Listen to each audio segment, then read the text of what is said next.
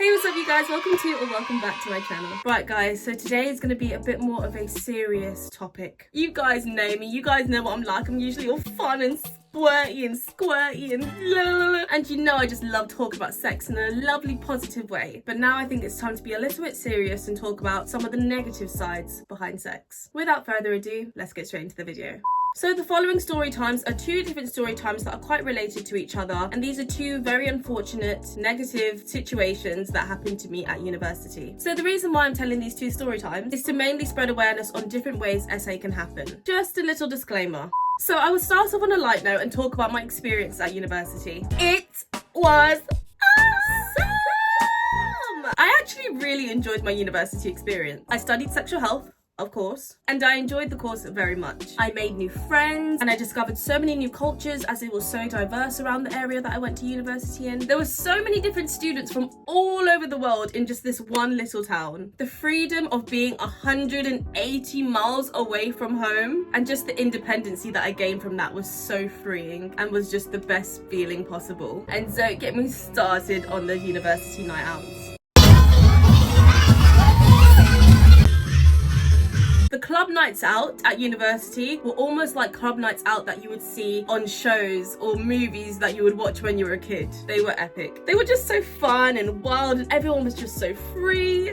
Until COVID hit. My first year at university was great, but unfortunately COVID-19 did hit towards the end of my first year at university. And then the fun, lively social experiences went down from there. I'm not salty about it though. I'm just grateful that I actually completed the course, experienced the uni life, and got to graduate with a Bachelor of Science sexual health degree at the end of it. So yeah, that was pretty much the whole of my university experience wrapped up into 2 minutes. Anyways, down to the real stuff. It all started when I wanted to explore my options when it came to making friends. I just wanted to make more friends outside of my university class. So it was actually suggested to me to download Tinder by a university friend, as there was actually a section on Tinder where you can just add people from your university. So it was like Tinder, but for university students to make friends and hookups, whatever, but just within your university campus. And the app was actually very effective in the end because I actually did make quite a few new friends and we'd go on nights out and just hang out and just vibe together. So the app did work. So one day I was scrolling on the app and I met this guy called Joshua. He was pretty much looking for the same thing as me, new uni friends nearby. So we started chatting and soon figured out that he was only like 2 dorms away from me. So after about 2 or 3 days chatting with him, we decided to meet up. Now, I had a feeling that this guy found me attractive in some way or wanted to kind of hook up in some way because I noticed that some of his texts were quite flirtatious. So I had to tell him multiple times on chat that I just simply wanted to hang out. I simply wanted to make friends, nothing more. He said to me that was absolutely fine and that he wanted the same thing. So he makes his way over to mine. I'm not even joking you. I am literally in Barbie pajamas with a messy bun, and I'm pretty sure I had my makeup on, to greet him at the door. Because I did not want to give any singular impression that I was going to hook up with this guy, or I just didn't want to hint him in any way that we were going to get freakity-deakity. So I made sure to look as I would if I was just meeting a close friend or like a bestie or something. So everything was fine at first. We were literally just conversating over the university life, and we were literally just watching TikToks together. Then, being the horny, typical 20-year-old guy that he was, he began, of course, hitting on me and hinting towards sex. I politely remind him of our discussion over text and that I don't want to do anything with him. And I proceeded to remind him that I made that very clear with him. Not taking no for an answer, he just kept on going on and on and on and on and kept persisting and persisting and persisting until he eventually got what he wanted. He got what he came here for. It got to a point where the constant begging for it simply became annoying and he started to make me feel like it was no longer an option. So unfortunately, I gave in under the pressure and it happened. Do you want to know the part that still irks me till this day? This hoe of a boy had the nerve to beg, again, beg to take one of my toilet rolls. What? I literally say to this guy, you have had sex with me when I told you multiple times that I didn't want to, and now you have the nerve to ask me to take one of my toilet rolls. I told him that directly to his face, and this boy still is begging. This is all this guy knows what to do, beg. Still begging for one of my toilet rolls, even though you can tell I'm clearly physically pissed off. off. He then proceeds to beg and beg and beg because he doesn't have any left, and he doesn't want to go to the shop because it's so late and it's so dark, and he doesn't want to walk on his own, and because it's cold. Oh, wah. I swear, I have never been more unattracted to a male in my entire life. At this point, I'm so done with his crusty, dusty, musty, begging ass that I just take a toilet roll and just yank it in his face. I just wanted his begging ass out of my dorm room. As soon as he had left, I unmatched him on Tinder, I unfollowed him on Instagram, I deleted him off Snapchat. He has tried to reach out multiple times since. I just could not risk putting myself in that situation again, so I didn't even give in. I didn't even message him back. And that is story time number 1 of how I was SA'd by manipulation. Now moving on to story time number 2. Like, story time number 1 wasn't enough. Now, there was this guy called Adam that I met through mutual friends. When I tell you this little Irish man was obsessed with me, texting me every day, always asking to meet up or go on a night out with him and our friends. You can tell that this guy wanted something serious with me, but I only saw him as a friend. When he was drunk, he would just constantly toss himself all over the place and just toss himself all over me and be just very sexual and just very jarring. And he would do it to other girls as well, just trying to get as many kisses or female attention as possible. One night, all of our friend group went on a night out together. Apart from him being extra flirty with me and all over me as usual, it was a good night out with all my friends. Me, my best friend, and a guy that she brought to hook up with, and Adam, were all walking back together from the club to our dorms around 4 a.m. They all lived in the same university dorm, but I lived in a private dorm about 5 minutes down the road from them. I'm sorry I'm rich and you're not. So they kindly walked me back as they didn't want me walking back alone. And this is where it goes downhill.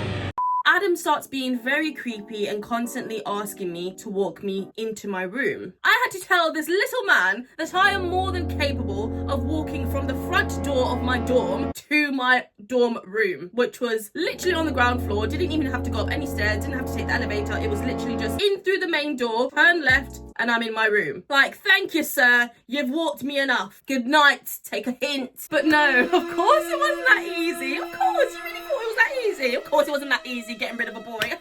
He then proceeded to walk right behind me like a stalker, following me to my room. Once I saw him walk past the first main entrance of the dorm, I knew, yep, I'm done for. I'm done for.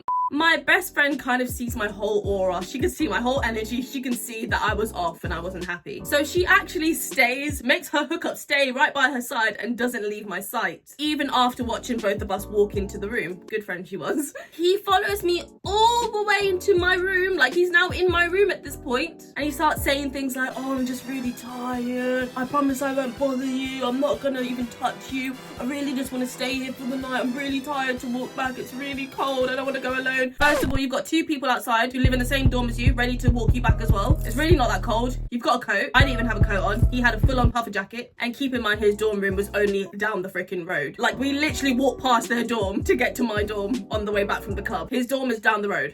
So then my best friend calls me after about 2 minutes of us being inside, worried because she hasn't seen any of us walk back out yet. Like, she hasn't seen him walk out. She hasn't heard from me. She's getting a bit worried now. So she literally called me and was like, Shaz, do you want me to come in and drag him out? Because I will. And she had extra hands. She had this big 6'5" tall ass Indian guy as well. Ready. They're both ready to come in and just pull this guy out for me. Bless them. I do consider the offer because I do not want this guy in my room. I just want him out. I do not feel comfortable at all. I go to check on him. I peep round the corner to check on him because the bed is around the corner from where I'm standing. So I'm standing in my hallway and he's in my bed. He's somehow found his way into my bed without even asking, can I lay in your bed? I don't want your dusty energy in my bed. I don't know if you wash your clothes properly. Get out my bed. So I peep round the corner to my bed to go and check on him, and he's fast asleep. The empathy in me unfortunately kicks in, and I just quickly say to her, it's fine, babe, he's sleeping now, you should be fine, you go home and get that D. And of course I just thank her for her help and everything. I didn't want to cock block her anymore. She needed to go and get that D, so I just let her be free. The moment I hang up that phone, all I hear is the football. All I hear is the footy going on. That loser was awake the entire time. At this point, I'm too tired to give a crap. I have been out clubbing for the last 4 or 5 hours. It's 4 a.m. I want to get out of these heels. I want to take my makeup off. I'm tired. I don't care anymore. So at this point, I just proceed to take off my makeup, put my pajamas on, put my hair away, and just go into bed. And of course, he starts kissing me up, touching me up, and just doing all kinds of things sexually to me. I tell him no and keep pushing him away. But this guy, is not giving up. He knows exactly what he wants and he is not leaving this room until he gets what he wants. And he was successful. I was so disgusted and disappointed in him, especially because he seemed like such a nice and intelligent guy when I first met him. I kicked him out within 10 to 15 minutes after it had happened, making him walk home alone in the cold at 5 a.m. in the morning. That is the least he deserved after what he did to me. And it just really disgusts me in a way because you can just tell by my body language, my tone of voice, everything about me that I wasn't in the mood for that. I didn't want that. And yet he just kept proceeding to ignore all of these signs and just kept persisting on what he wanted and not on what I wanted. Like, how are you going to do that to me in my own room? How are you going to bombard me in my own room, make me feel pressured, make me feel so small, and just do that to someone? How can you do that to any kind of human being? No means no. And it doesn't even end there, because tell me why 2 weeks later I actually found out from 2 of my female friends in our same friendship group that he did the same thing to both of them as well. He even gave one of them chlamydia! Chlamydia! Oh my gosh! Oh my gosh! Oh my gosh! Electric chair.